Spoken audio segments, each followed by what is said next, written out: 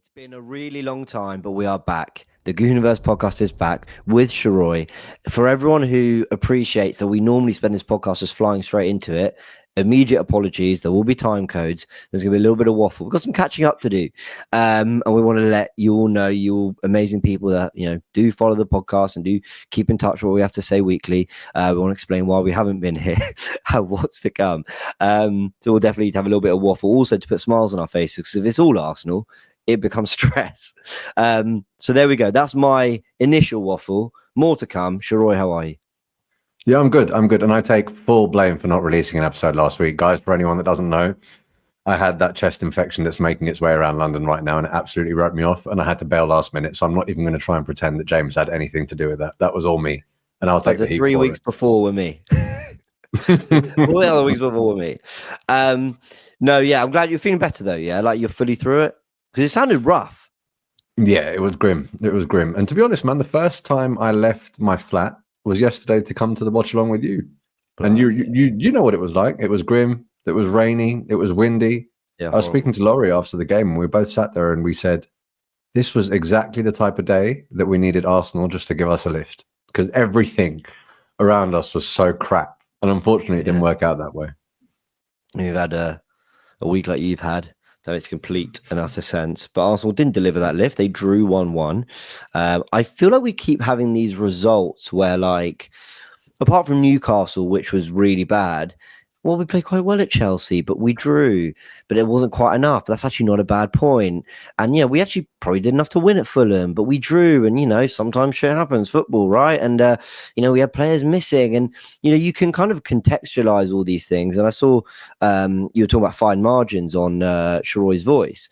And it's like, and I'm going straight into it. We'll actually come back and do it properly. But, yeah, it just feels like, man, Arsenal need a break when they're not 4-0 up. You know what I mean? It'd be nice if sometimes those 50-50s went our way, but you got to earn them. So we'll chat about that. I think also what we want to talk about on this podcast is being ruthless and actually asking ourselves, what's there to play for this season? What is there for us still to be excited about? Big thing is, who's a part of that? Genuinely, who is a part of that? I think we need to discuss that too. And the final thing I wanted to say is like a genuine apology to everyone, because you were ill last week, bless your heart, not your fault. But the weeks before, we've been redoing this whole room, which, to be fair, it doesn't look like a lot from just behind me, but everything that way is, the studio setup that people are seeing, the navy blue. Thinking about it now, I should have painted all those walls navy as well, because it was a last minute decision to have this as the shot for podcasts and live streams. But hey, we'll keep adding and changing things. But yeah, the Goonerverse, look, it's just gone through a lot of, big up Max, round of applause. The rebrand and the designs he's doing are phenomenal. And we just wanted to put this on the back burner till we could really kind of bring it back properly.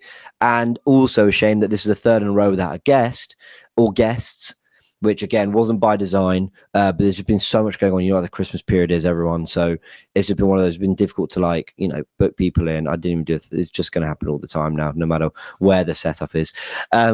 But yeah, it's been difficult to book people in, but we are doing our best to get guests for next week. So I just wanted to rattle through all that. I hope you can all forgive us, but we are back for a podcast this week. And look, man, I'm gonna be perfectly frank with you. Everything you were saying about those results that in isolation are okay.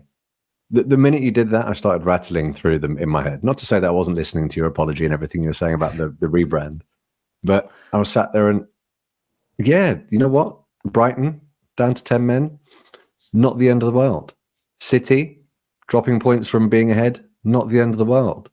Liverpool sort of entirely reshuffled back four, ahead twice, dropping points, not the end of the world.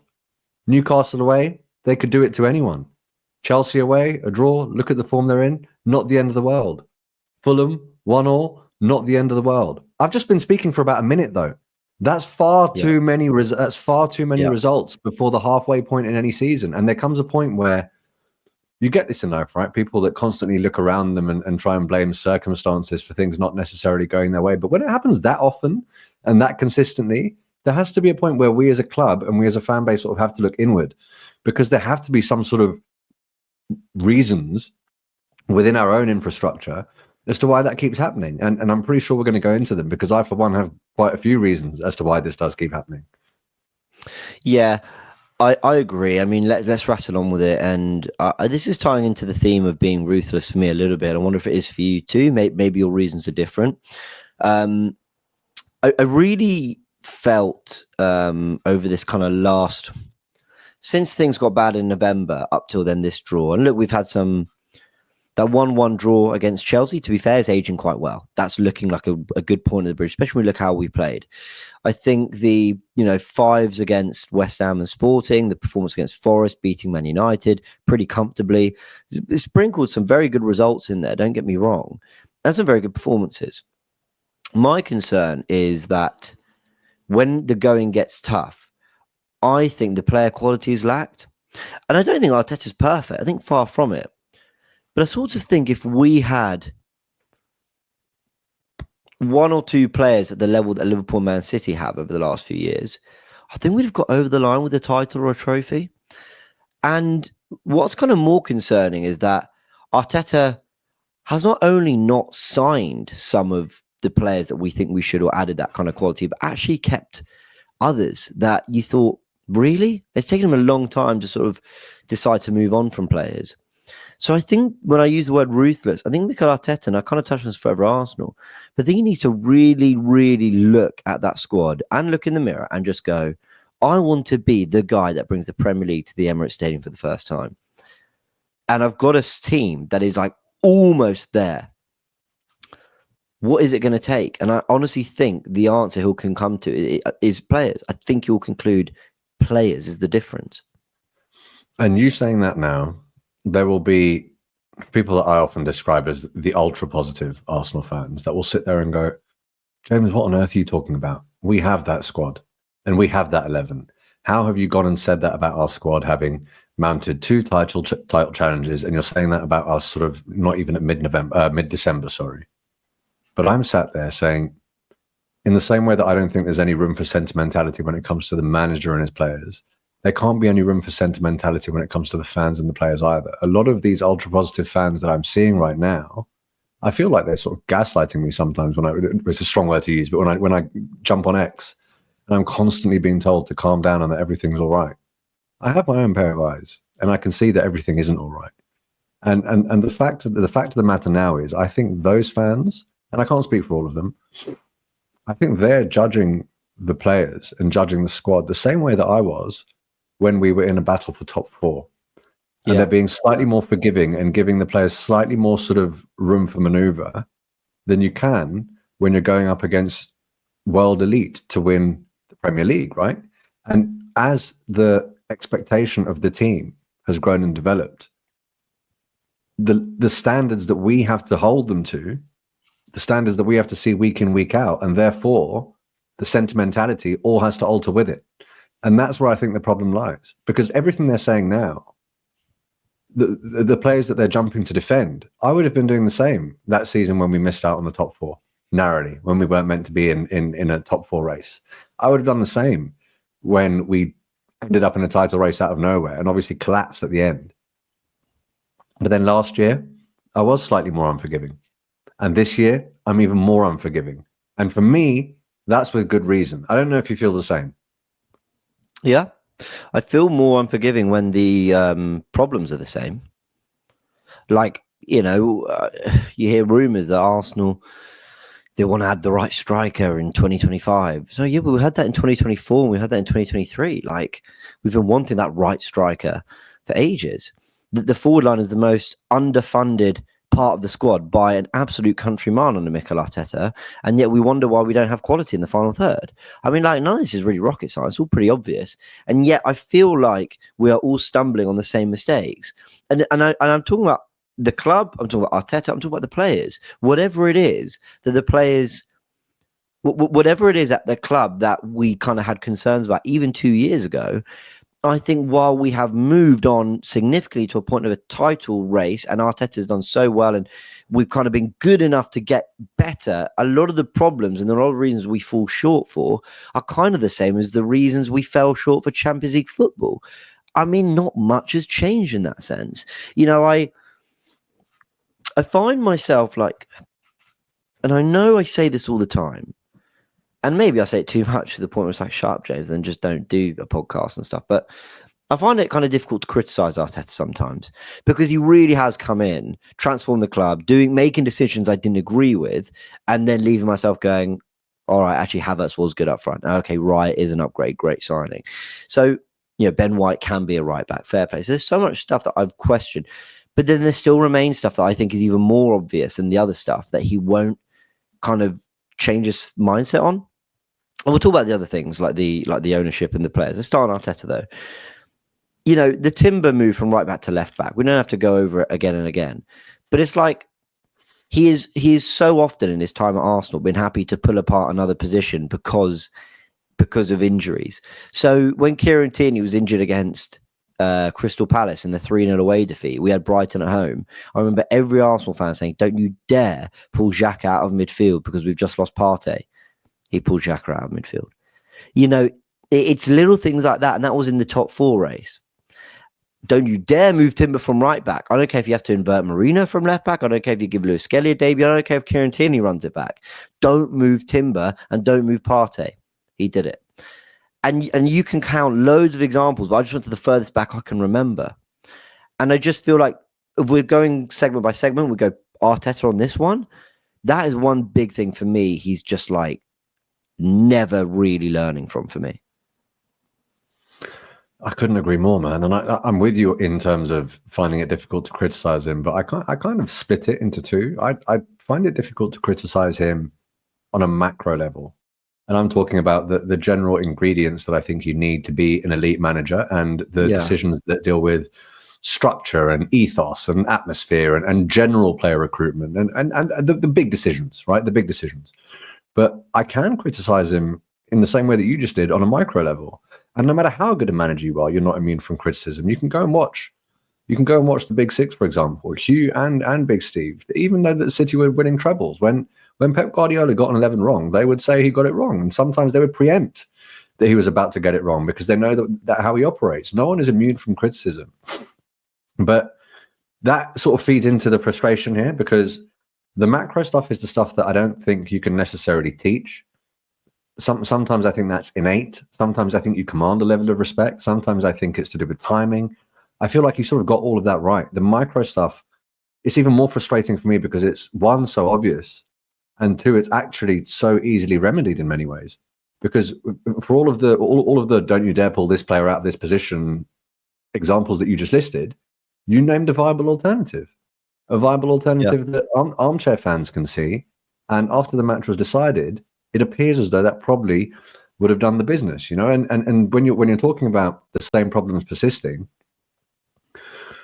bro, it's almost 3 years to the day since we first spoke on a Twitter space, and then my first supporters club I think was the end of the January transfer window, early February 3 years ago. I think Aubameyang had just been exiled. We were linked with Vlahovic. I was sat there with Turkish, Jordan, and Chris Hudson, and I was saying if we don't get top 4. It's not going to be because we're conceding too many. It's because we don't have enough goals in this team. And I was talking about Lacazette still knocking about. I was talking about Eddie Nketiah. I was talking about Pepe at the time. Whatever. Whoever was still knocking about at the time, those were the players that I was discussing. How am I still saying the same thing 3 years on? I'm not sitting here now saying that if we don't win the title, which is looking more likely than not, it's because we're conceding far too many and we're far too open. It's because we're not getting enough goals in the team. How many? We can go back. Anyone that can be bothered, go back to the episodes of the Goonerverse that we did over the transfer window. We had a number of guests on, many of whom, and I'm not saying this to be adversarial, many of whom looked at me when I said all of this and they said, but Sheroy, we had so many goals. We scored the most goals that we ever have last year. And I said, look, the number of goals wasn't necessarily the problem. It was who's going to get you the goal in the 0-0? Who's going to get you the 1 or 2 when you're 1-0 down? Who's going to get you the goal when you're only creating 3 or 4 chances as opposed to 8 or 9? Who's going to do that? And I can find you the clip if you want. So this isn't hindsight now. We saw it coming, man. We saw it coming, and this is exactly what cost us last year. If we're looking at the results last year, man, the Fulham game, someone to just step up and take the one chance. The West Ham game, look at the amount of chances we created that we didn't take. The first half against Aston Villa at home, The whole game against Aston Villa away. I could keep going.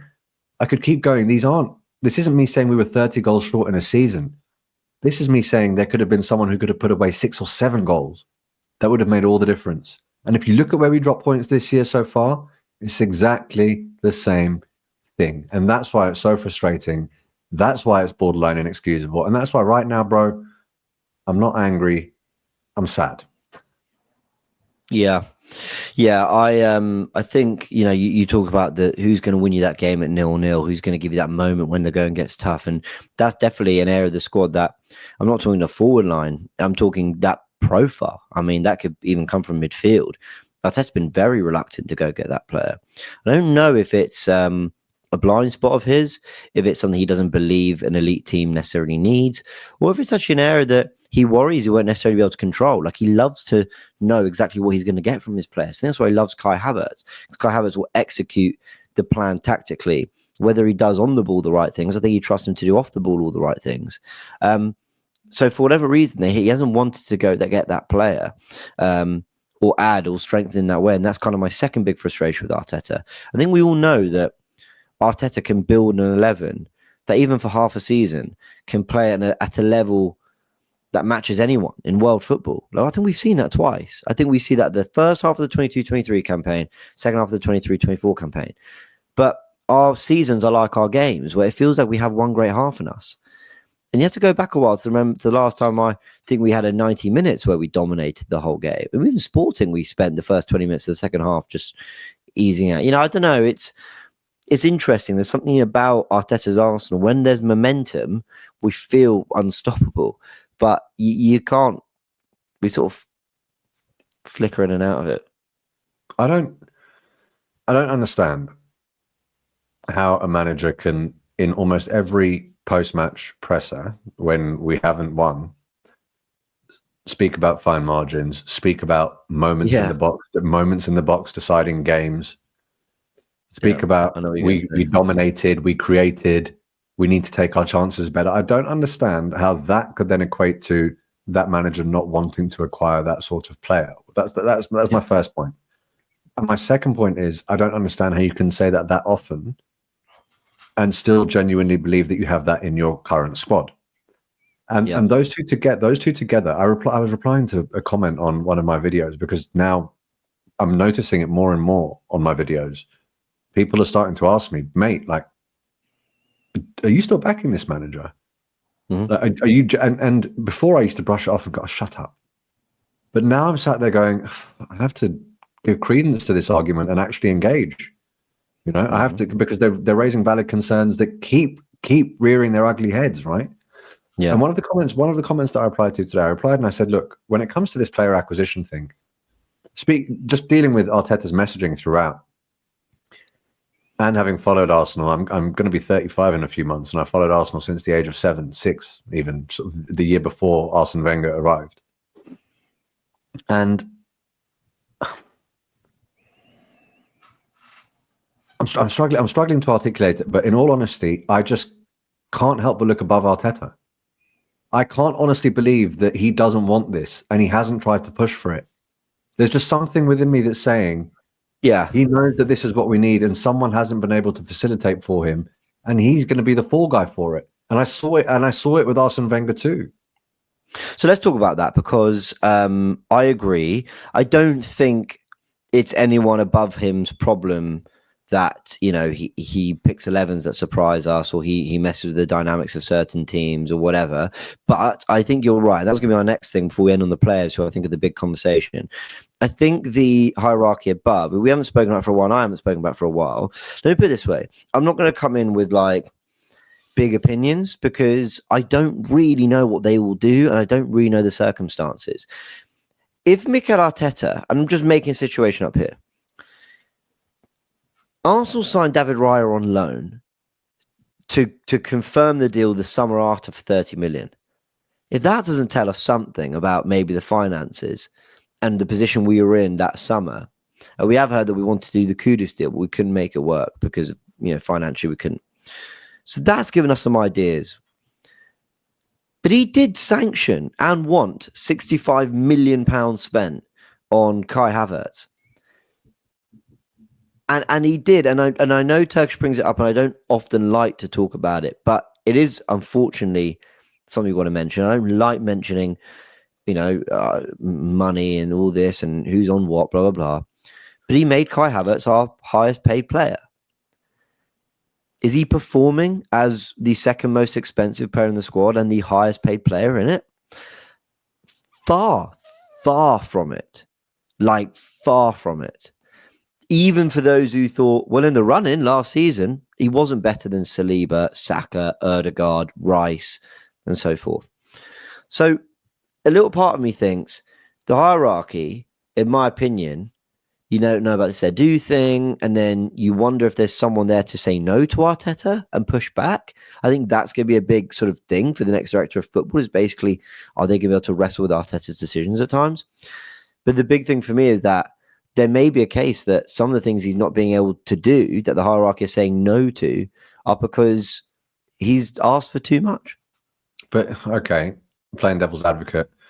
Yeah, I'm playing devil's advocate with that as well, man. Fine. Yeah, fine. But he wanted the £65 million man in Kai Havertz. When I was talking about the sort of difference maker and the person who's going to get you that goal, I think he thought he was going to be the sort of box crashing midfielder.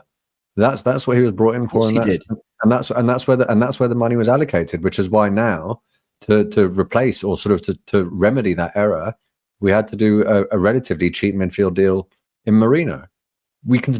Even though we've tried to sort of shoehorn him in up front, bro, we've sold Emil Smith-Rowe, we've sold Eddie Nketiah, we've sent Reece out on loan, we've sent Fabio out on loan, we've cut Pepe's contract, we've cut Oba's contract, we've dashed so many attacking players, and we've done what?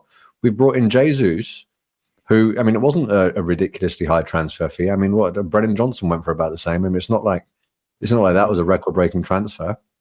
And what did we do on the left? We got our plan B and Trossard. That's it. Mm-hmm. That is literally it. So yes, they've done the business when it comes to the goalkeeper after a fair bit of trial and error. Yes, they've done the business when it comes to the back four. Unfortunately, they persisted with a few injury-prone players, but on the whole, I think they've got it right. And it looks as though they may well have addressed the midfield to an extent, even though I still think that the goal-scoring midfielder or the midfielder who constantly gives us that attacking threat remains to be seen. But I think that person may well be within our ranks. They just haven't been able to illustrate it yet because they haven't had enough time. But up front, like what? They've sat on their hands.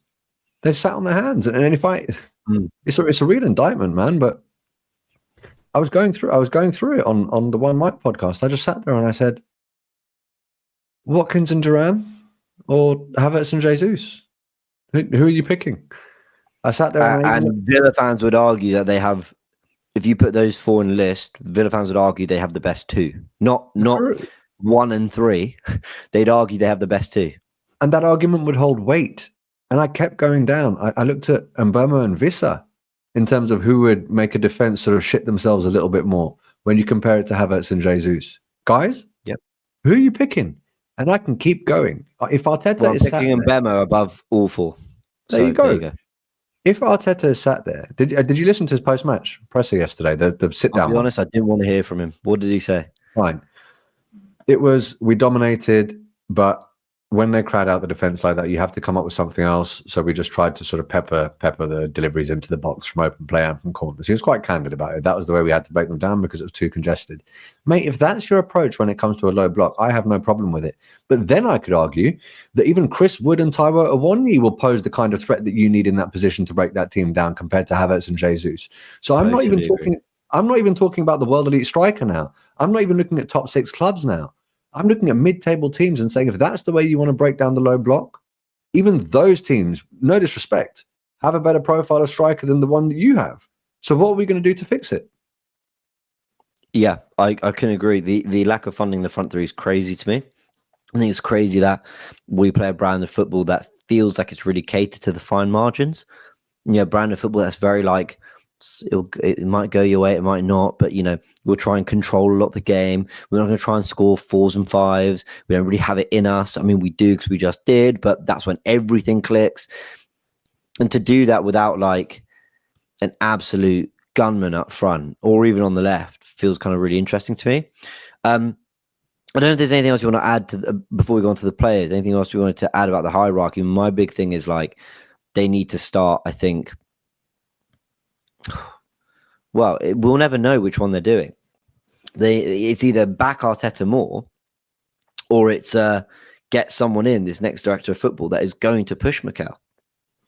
Jurgen Klopp didn't want Salah. I think people forget that, or Mane. I can't remember. One of them he didn't want. Apparently, he wanted Mario Götze or Julian Brandt. I can't remember. I think it was Mane. But like Mane, I think, yeah.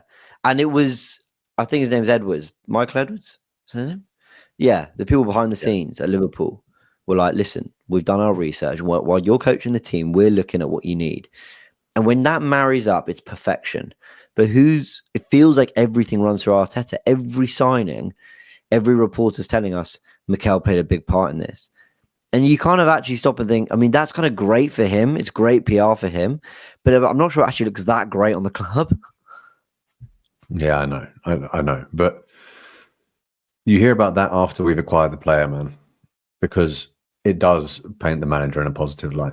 You're never. So, what do you think of the hierarchy stuff then? Like, where do you think the issues are? Well, my worry is that if it is the issue that I saw for so many years under Arsene Wenger, and if it's the issue that people like Turkish still sort of go on about, in my opinion, quite rightly, the managerial change may not alter anything, because you may still encounter the same problem. I don't think it does.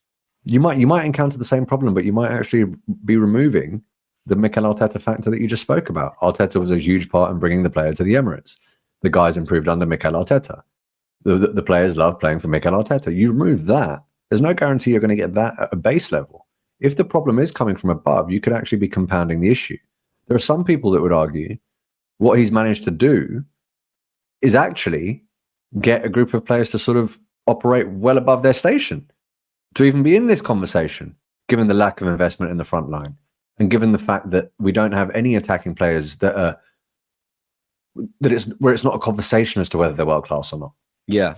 People talk about Odegaard, people talk about Saka, but it's still a conversation. People still but Odegaard's not De Bruyne in his prime. Saka's not Salah in his prime. Our direct competitors, our direct rivals, the team that won the title last year and the team that's probably going to win the title this year, have players of that ilk. And we don't. Yeah. You know, and we don't. So I can't look, I'm never going to know, because they're not transparent. But if it is a problem with the hierarchy and those above the manager, then what's a managerial change going to change? And Turkish was saying that before we appointed Wenger's successor. So let's wade through the squad then. Let's figure out and be ruthless. And in this, we're going to build a starting 11. We'll go through the squad quite quickly. I just want to know, like, basically say, yes, they're good enough to win the title. No, they're not. Or you can say squad. Yeah. Or they could. Like, yeah. Let's go. Let me get this right. Okay. David Raya. Yeah. You? Yeah, I think so. Yeah. I think he's more than good enough in so many elements of the game. And I think how he performed second half of last season, plus basically this whole campaign. He's improving too. And he's getting better. Yeah. Look, Neto will just fly through. For me, this is a player who, how you sign a cup-tied goalkeeper is beyond me. Absolutely beyond me. But otherwise, he's a number 2. I mean... Yeah, but look at what Keller has just had to do. Look at what Ortega has to do sometimes. When you're talking about ruthlessness, it's very easy to say, oh yeah, number 2 may not play. But he might. So if we're being ruthless, can we say he's better than those 2? Well, what I mean is I don't know. I mean, he was a Premier League number 1 more recently, obviously playing for Bournemouth and stuff, but they were happy to let him go. So the answer is probably no. So yeah, we could definitely improve in that department. We hope. Who's the youngster we signed? Setford. Yeah, you hope he develops in the couple of years. 18. I mean, yeah, it is. But I mean, it's not unheard of that a 21-year-old's playing. But yeah, I get you. Okay, we're into the defense. I mean, William Saliba, there's no question, right? No question. Gabriel, no question. Timber, no question. Okay, so let's go. So Saliba, yes, is good enough to win the title. Kieran Tierney, no. That's how Arteta's profiled him in my mind. What do you think? Well, I mean, not good enough to win the title in this Arteta system. No. Sure. Let me just make this smaller and just put it on the side here so I can look at you at the same time. Cool. After Tierney is Ben White. Yeah, man. Definitely. Yeah. Gabriel. Come on. Come on. Timber. Of course. Kivior. I was trying not to smile with those, but yeah, obviously. Kivior. I look at Kivior in the defence. Tell me if I'm out of line. I look at Kivior in the defence the same way that I looked at Mohamed El Neni in the midfield. I don't really want to see him on the pitch unless it's absolutely essential. And I think he could serve a purpose. The problem is he's not going to be willing to do that. He was already pressing for a move because he was worried about game time, and he'll probably go. But if he's going to be getting the amount of minutes that he's been getting this year, being ruthless, bro, no.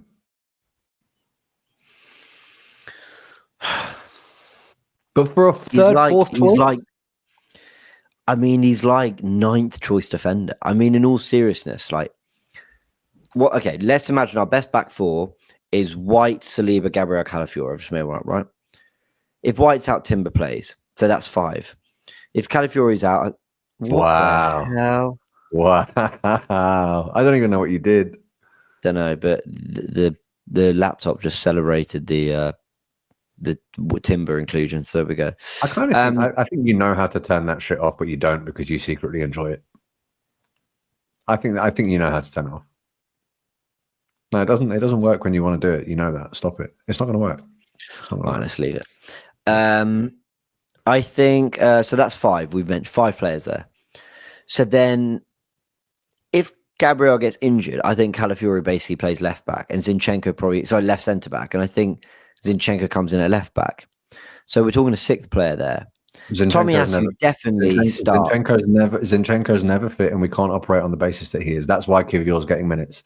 Tomiyasu's never fit, and we can't operate on the basis. I mentioned 6, and then Tomiyasu's the 7th.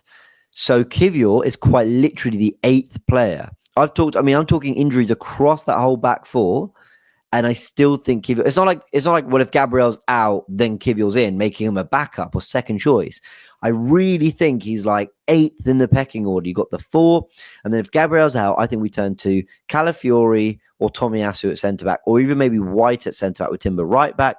I think we do so much before we turn to Kivior. So the answer for me is like, yeah, it is no, but as an 8th choice, fine. Sure. I mean, like, more than good enough. Like, he did well against Man United. And actually, I think he wasn't great on that first goal against Fulham. I think Saliba wasn't great on that either. And the rest of the game, he was totally untroubled. And Arsenal had chances to win. And we could easily be saying we've won two in a row, including Man United at home, Fulham away with Kivior at centre-back. And you're going, serve the purpose.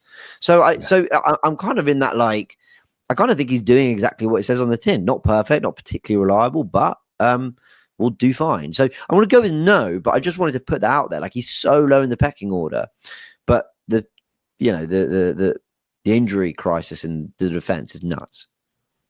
Yeah, no, I agree. And that sort of, I mean, you just articulated it better than me, but that's kind of what I was getting at when I said that I looked at him like the El Neni of the defense, right? But the reality that we're faced with now is we know that Tomiyasu's rarely going to be fit. We know that Zinchenko's rarely going to be fit. So Kivior is going from whatever 8th in the pecking order immediately to around number 6, which means you are going to be getting games. That's the I'm now operating on the basis of the circumstances within which we know we have to operate now, and that's why I'm saying no. Okay, Zinchenko. No. We can talk about ability or we can talk about fitness. In my opinion, defensive ability, fine, no, but he serves his purpose in certain games, but he's not fit enough. Ability, yes, he can be a squad player for sure. And for anyone who kind of hates on that, look, he was at Man City. Like, the proof is there. You know, and I don't think he's got significantly better or significantly worse as a player. He just is who he is. But I'm inclined to say no too because of the injuries. And I think Lee made a really good point for Arsenal. He played one game and he's out. Yeah. Now, look, Zinchenko doesn't mean to be. Tomiyasu doesn't mean to be. I had to make this point because I think people think we're being so harsh on footballers. No one is more disappointed than the players we've just mentioned that they're not playing. But we're talking about being ruthless here. Gone. If you can't prove your fitness, you're gone. Like, it just, unfortunately, is how it has to be. I don't know a player in Liverpool and Man City squads in the last few years who's been that injury prone that they've kind of been happy to have as an injury prone player for more than maybe a season or two. They're talking about, this is Zinchenko's 3rd season. This is Tomiyasu's 4th. It's just like, yeah, see you later. And I guess you put Tomiyasu in the no category too. Of course, man. But again, as I say, it's not about ability because on Zinchenko's day, in a particular type of game, he's exactly what you need. On Tomiyasu's day, look, Arteta trusted him to man mark Mohamed Salah himself. Yeah. But we've seen now time and time again when someone shows you that they can't be relied upon that often in any walk of life, you have to listen to them. I think Calafiori will come good. I mean, I think he actually started well, and I think his last few performances were hit and miss. I think he's going to 2-3 years. I think he'll be talked about as a really good player for us. You know, people forget Gvardiol didn't make a very good start at City at all, and suddenly he became their Ryan Giggs on the left wing. It was incredible. Yeah. Like, I think we've got to give this one time because he is 22 years old. He's not been a left back for the last year, and he's had some injury problems this year. I'm really confident that he'll come good, Calafiori. I think he shows personality on the ball, and I think anyone who shows personality in the way they play and is brave, you just kind of back them more to discover it. Yeah, he's in the could be bracket for me, as opposed to the definitely. And I say that because one, we have seen sort of a handful of errors that if they keep happening, will end up being associated with him as a defender. But also, look, he could again be one of those that falls into he's never fit bracket. I don't know. He hasn't been here for long enough. But if the current trajectory repeats itself for the next half of the season, we'll then be looking at it saying, well, in actual fact, he was in and out of the team. When he was in the team, there were some encouraging moments, but he did let himself down a couple of times, and that will then breed another conversation. I'm not coming to that conclusion yet because, as you say, he's not been knocking about for long enough. But it's one that a lot of people are going to be keeping an eye on, man. Partey.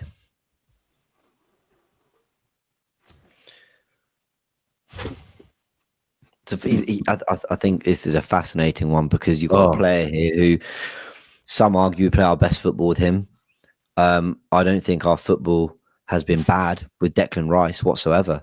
I actually think the best football we played in 2024 was Jorginho next to Rice. And people get mad at me because they're going, you not Jorginho. And listen, can anyone tell me that run where we beat Liverpool 3-1, where we beat West Ham 6-0, where we beat Burnley 5-0, we beat Sheffield United 6-0, was that not our best run of the season? Like it was. It absolutely was.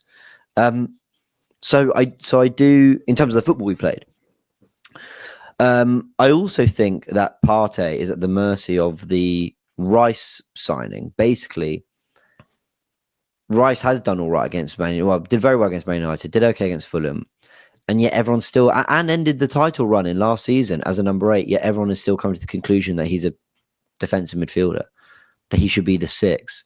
You've got a player who's that good and dominates that much in front of a back four. Why would you not put him there?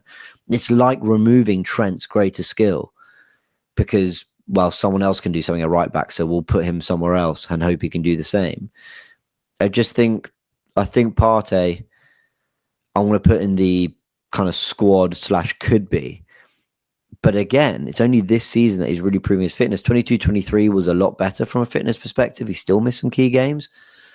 That's where I am with him, man. I think long-term, Rice is the starting 6, ultimately. I think he has to be. Well, I felt like that throughout. About Rice. I thought that's exactly why we were buying. Partey's been brilliant this year. I should say that he has. That's why I'm torn. Because if you asked me at the beginning of this season, I would have said you're a mug if you're relying on Thomas Partey to get you anywhere. That guy's never fit. Because I was putting him in the same bracket as Zinni and Tommy, and he was in the injury-prone bracket. The unfortunate. I love your ability, mate, but we can't rely upon you. But then this season comes along and he does whatever the manager asks of him. And even against Liverpool, does it very well out of position. Maybe I'm being too optimistic here, and I know I shouldn't be because we're being ruthless. If he then turns into the player at the back end of his career where you're not relying upon him to start week in, week out, maybe you can manage his injuries a bit better. And maybe he is exactly the kind of player that you do need in a squad. So for that reason alone, mate, I say yes. And for anyone who gets upset about what we've just said, it's nothing to do with his performances this season. We're talking about being ruthless to get to where we want to be. We're not there at the moment. So what is the perfect makeup of all those things? Ødegaard, yes, no question. Look, what I'll say about Jorginho is I think the answer is squad, but also the answer is this will be his last season. So the answer is no, if you know what I mean. His ability as a footballer is he can be a squad player and more than do a job for certain games. But he's now getting to that age. Clearly the coaching thing is a thing now. So I'm inclined to say that this should really be his last season at Arsenal, and I'm surprised the last one wasn't anyway. Yeah, I'm surprised the last one wasn't, but I'm also now looking at the amount of games that he's playing and the performances that he's putting in. I'm also not disappointed that it wasn't, because if we didn't have him and we had only brought Marino in the midfield, mate, we could have been in trouble. We could have been in trouble this year, I think if we're being ruthless, the answer is no. Marino could be. I don't know. A lot to learn there. I think he's just he's your bog standard squad player. Like Liverpool won the league without superstar midfielders, but they all knew what they had to do. They all knew their part to play. I think Marino could easily be a player that starts 15 to 20 games in the league a season, that rotates in and out, that is probably big for the big away games, gets you the odd goal. I also think we've seen 60% of what he's capable of. I think he's going to get better and better, but I see him as a squad player there. What we're doing now is an exercise based upon the player already having been acquired. But if you ask me in the transfer window whether the midfield acquisition was going to be, in your words, not mine, a bog standard squad player, I would have gone through the roof. Well, yeah, no, I would have gone through the roof. So if we're talking about ruthlessness, yes, okay, Marino. If we're talking about him being the bog standard squad player, but look, if we're talking about Jorginho departing, if we're talking about Partey being phased out, if we're talking about Rice eventually being moved into the 6 because he's being shoehorned into the 8, and then Marino being the bog standard squad player, what does that scream? That screams acquisition needed. Yeah, Rice obviously. Yeah, but as a 6, please. Yeah. Saka is a yes. Jesus is a no for me now. I don't think he's recovered from that injury or discovered the kind of form anywhere near. And I can't even say, like with Zinchenko, I said, well, he's shown at City he can be a squad player. He was always better than this at City, always. He's dropped, in the last year, he's dropped below a level that for me isn't acceptable for where we need to be. Yeah, I agree. And I hate doing this because he's not a bad dude. He's not disrespectful about the club in any way. And I believe he had the right intent, the right endeavor, and genuinely thought he was going to do what he said he was going to do when he came here. I'm not even saying that he was one of those players like others have been who are disingenuous and just sort of came in for the bag and then didn't give a shit. I don't think he's in that bracket. But we knew where his shortcomings were, and those shortcomings are still evident. However, everything that we loved about him has now also dissipated. Whether that's because of injury, whether it's because of age, whether it's because of the fact that reality is somewhat setting in for him, that the team looks as though it's probably moving past him. I don't know what it is. It could be an amalgamation of all of them.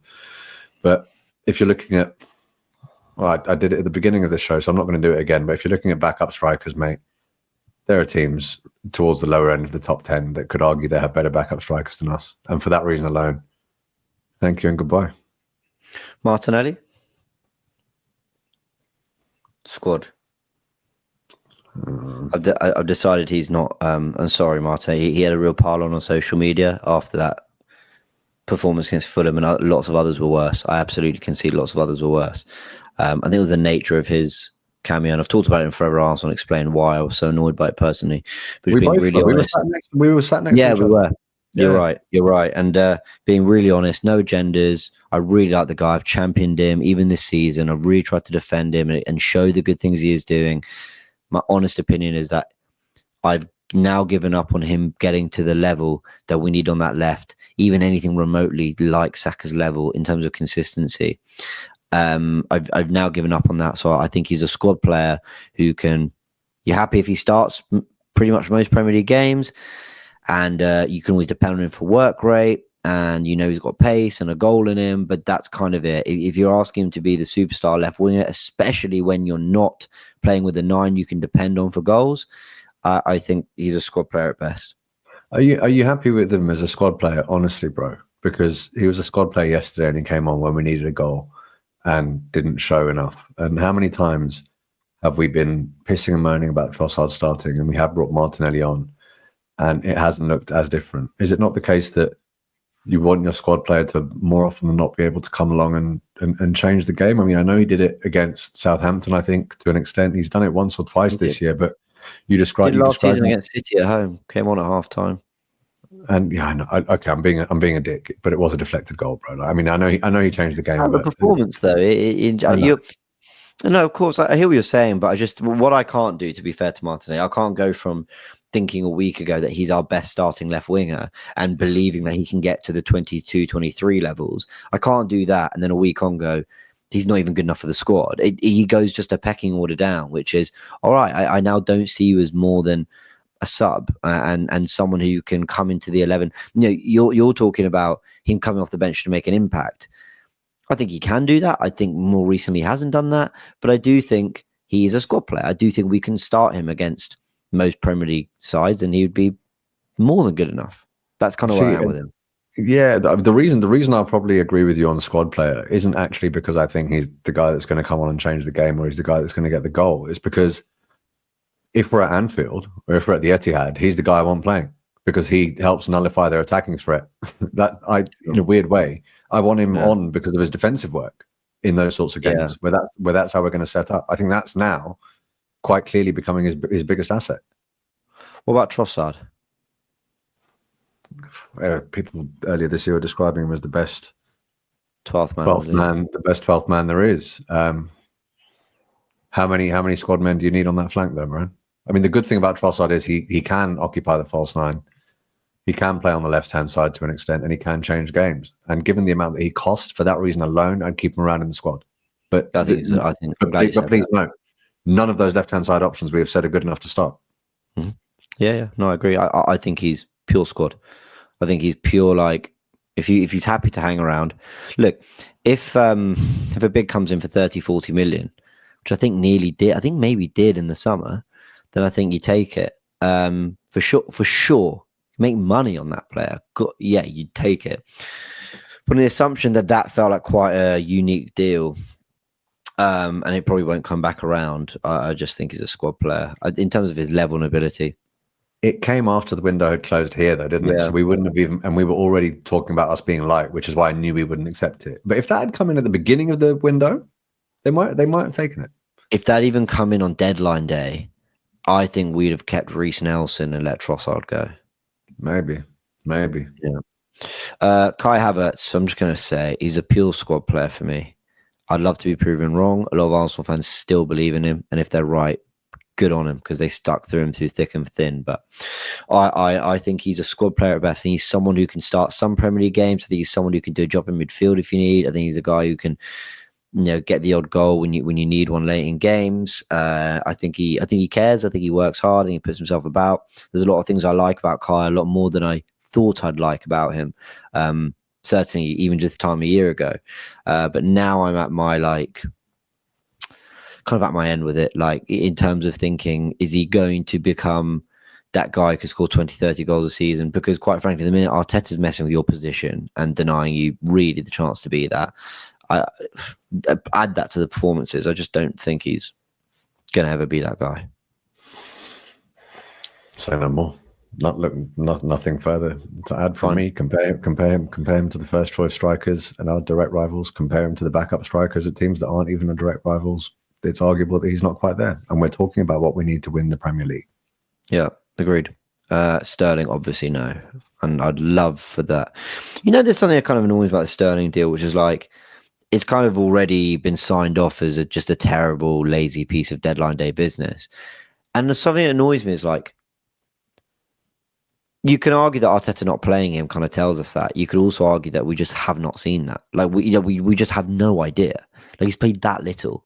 But Arteta's pretty much made that pretty clear with us. Look, I know you've only got a couple of minutes, man. So I want to we've gone through the squad there, talking about being ruthless, and you've heard it all there, everyone. Like that's who we think, and that's what we think of the squad, and why, and who's a part of it, and who isn't going forward.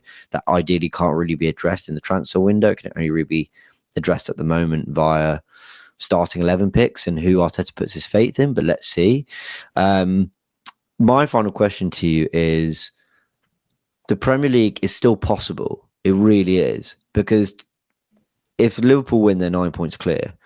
If they draw, they're in the same position we were in when we were believing before. And if they lose to Everton, we've actually weirdly gained a point. So the title race isn't over. if they win that game, we're back to 9 points, which we were kind of thinking, well, that is catchable before they drop points on Newcastle. It's not over, but we're not showing the kind of level of consistency that makes me trust that we can catch them. And I do not want to throw away the other 4 competitions on the hope that, so the other 3, in the hope that we pull off this miracle in the Premier League. So what would you be doing for things like Palace at home in the Cup, that FA Cup game at home against Man United, the Champions League, trying to secure that top 8 and whatever comes after that? Because to answer my question very quickly, I'd be going as near to full strength in most of those, and I'd be rotating the squad accordingly across all the competitions and looking more match by match rather than competition by competition. So if we're playing a Carabao Cup semi-final at home to Man United or away to Tottenham, whoever it is we've got in the Carabao Cup on the Wednesday, and then we've got Forest at home on the Saturday in the Premier League, it's the Forest at home game I'd rather we rotate for. Hopefully that explains what I mean. What do you make of all that? Did Jurgen Klopp go down with the legacy that he has in the Premier League because he only dominated the Premier League year in, year out? No. Nope. He won it once. He won it once. He mounted credible title challenges a number of times, but he won it once. He went down with the rep that he had because he won everything else numerous times. And in a situation, if you can't win the Premier League, or it's looking more likely than not that you can't, what you said there, by the way, I know there's going to be a lot of people that are saying, hold on, James is saying that he'd rather drop 3 points than... No. The point is, when you're this far into a process, you ought to be able to rotate against, what was the example you used, the Forest at home? You ought to be able to... We've played them you ought to be able to do that and still accumulate 3 points. And you have to prioritize going through the knockout stages and win these trophies. All of this shit that we have to listen to about Eric Ten Hag, well, has won more than your manager, and look, he got the boot. That goes out of the window if we get over the line. And one of the reasons that we've all been really upset over the years is because not only have we gone out of a lot of these tournaments, but we haven't looked like we're taking them seriously. And that kind of that really pissed me off. You know, if we're going to go out, I want to go out fighting. I want to go out full strength and say, you know what, we got done on the day. Not 1 million%. 1 million%.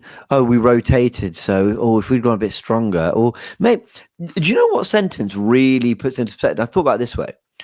You can say Arsenal have fallen short in the title race 2 years in a row, and that sounds quite good. You can also say a title challenging Arsenal failed to win a possible 8 trophies. That's the other way to flip it. That at a level that was good enough to challenge for the title, we competed for 4 competitions: the Premier League, the Carabao, the FA Cup, the Europa League, and then the Premier League, the Carabao Cup, the FA Cup, and the Champions League, and we won none of them. At the level that we've got to in these last 2 seasons, that's where I am shifting my priorities a bit to not going, well, look, the Carabao isn't all that. We need to make sure we get the 3 points in the Premier League. No. Honestly, one of the biggest things we can do this December is book our place in the Carabao Cup semi-finals. I'm deadly serious. But also, you know what? This isn't shifting priorities, because I wanted this before. Yeah, and so did I, actually. I mean, yeah, you're right. Yeah.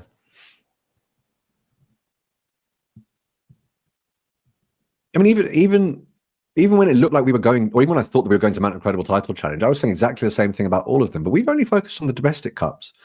Bro, I didn't wait all of those years to get back into the Champions League to look at it as, oh, we're in it now. Great. Let's see if maybe we can get to a semi-final. Now, bollocks.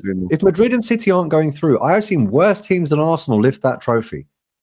And this is another thing that I really don't want to see.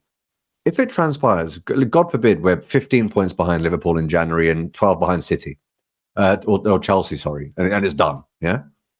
I don't want people to say, oh, there's no point in investing in January now because we're not going to win the Premier League. No, you invest for exactly the reason that we've just discussed. Not only do you give that attacking signing time to bed in, but it gives you more of a chance of getting over the line in those trophies, and it certainly gives you more of a chance of getting over the line in the Champions League. Because if there's one thing that tournament has shown all of us, it's a moments tournament. It is a moments tournament. You know, and people might laugh and go, this guy thinks they can win the Champions League, even though they can't win the Premier League. Teams have done it before, man. Yeah, I couldn't utterly agree more, which is why, to end this on a positive, having, been quite cutthroat in our analysis of the season and the players and the manager and the hierarchy and everything, then on the positive, it's why dropping the points we did to Fulham and then you go back to Newcastle, Chelsea, whatever, none of that ended our season. And this is what I keep trying to say to people. Title race looks bleak, difficult, unlikely. I hear it, and the slot are testing whatever. But we have a chance to still control our narrative this season. Do you think I give a fuck if a Liverpool fan comes to me and goes, "Oh, Slot beat Arteta in his first season, but we're holding the Champions League"? I don't care, and I can stomach that way more if we've got a Carabao and FA Cup in our hands. I go, fair play. You know what? Best team, you deserved it. We cleaned up the others, and I'm quite. And that team is. We've still brought some silverware to the table. That's my thing. We this team, they need to show armpits now. Like, we need to see some real lifting of things, because I think they're good enough. I really do. I love this team. I've been saying I'm bored right now, but I'm not bored of this team. I'd be excited to go again next year. But my word, like, let's try be ruthless and give ourselves the best chance at it. Yeah, for sure, man. The manager's talking about the team showing its teeth, and you're talking about them showing their armpits. Yeah, I mean, I agree with both. I think psychologically, if you do one, you get the other. Yeah, true. I think psychologically, man, if we win the Champions League or if we win the FA Cup and the Carabao Cup, it doesn't seem like the end of the process. Whereas if we drop off in the Premier League and we don't get any of those, it seems as though the process has failed. That's what the narrative will be. Whereas what this does is it gives you another lifeline, and it says, well, no, actually, they've proven they can win. Now let's see if they can win the biggest domestic competition that there is. It gives you that lifeline. It gives people that belief in the manager again. It makes the players maybe want to stick around. Winning breeds winning, all of the stuff that everyone always says. Yeah. But if none of that comes to, in the words of lead judges, fruition, if none of it comes to fruition, then he said fruition. then I think there will be some credence to the argument that the process may not have worked. And I think that's what a lot of people will be saying. Totally fair. I've really enjoyed this. It's been really cathartic, man. Hope you've enjoyed it. And I hope everyone watching it has enjoyed it. We covered a lot there. Let us know in the comment section below what you all think. But it's time to be ruthless. I think that's going to be the title of this podcast. I think there's a chance Martinelli might be the thumbnail, and people might not think that's very fair. But I think actually no player kind of captures that more. But it's not an attack on him. I love the guy, and I hope he can get back to 22-23 form. So let's see. Mate, been a pleasure. Everyone go subscribe to Sheroy's Voice, in the links in the description below, of course, and subscribe to the Goonerverse if you haven't yet. Big thanks to all of you tuning in. Really, really enjoyed this. We'll be back next week. We'll try to get some guests. It's a good chance it's another Tuesday pod, but we've just got to see kind of what's doable and stuff with guests and all that. But we'll try to get it in. Sheroy, big thanks, man. And I just want to say a really big thank you for watching this video. If you did enjoy it, actually hit the links right here to watch more content like this, including my Football First podcast, which drops every Monday to Friday at 6 a.m. And I know it's annoying, I am really sorry to have to ask, but if you want to show support to the channel, hitting the like and subscribe buttons help promote the content much more than you could possibly know. Thanks again.